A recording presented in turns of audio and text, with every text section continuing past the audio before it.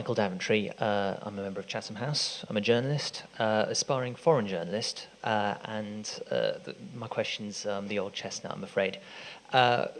What would the panel say to people who want to become foreign journalists in this day and age? Is it really a question of taking out a list of contacts of editors in London and heading off to Havana, or is it really just being in the fortunate position of having an uncle who works for ITV News? What would the panel say to people who want to be journalists?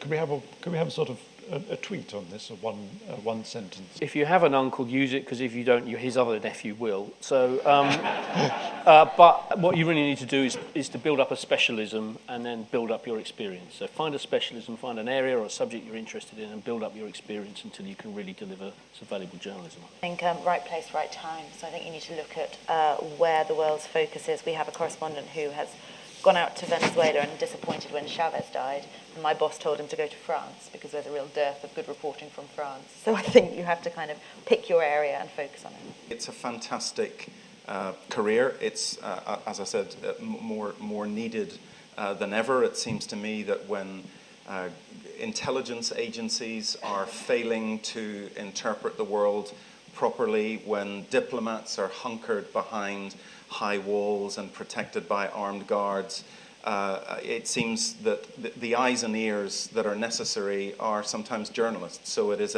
it's an honourable calling, whatever the Leveson inquiry says.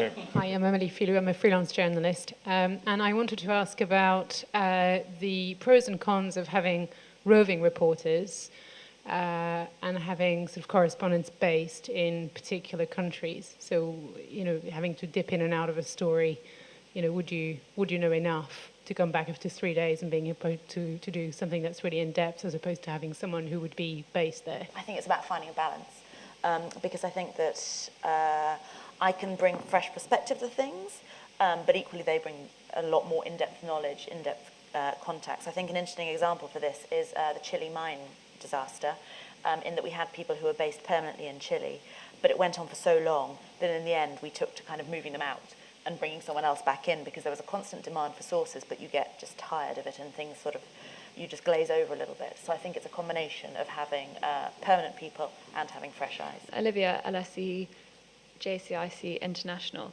My question is, the panel mentioned local sources and local correspondents in passing, and some of the security issues related to their journalistic efforts. I just want to know a little bit more about the role of local journalists, and whether there is room for the view, or indeed if there is sensitivity within the foreign corresponding community, that foreign corresponding might be considered a little bit extractive, and that given the pressures on news organisations, they might consider putting more funding into local journalistic outfits. The BBC is certainly using more local journalists, and it's and there is pros and cons to this, is using World Service journalists more broadly across all of its outlets, but that, of course, has consequences for the World Service. We won't get into that at the minute.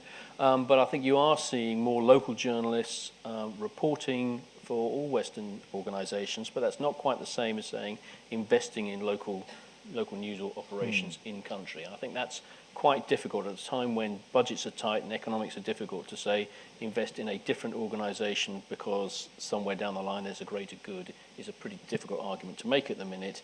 But by default, actually more local journalists are getting used by international and Western organisations.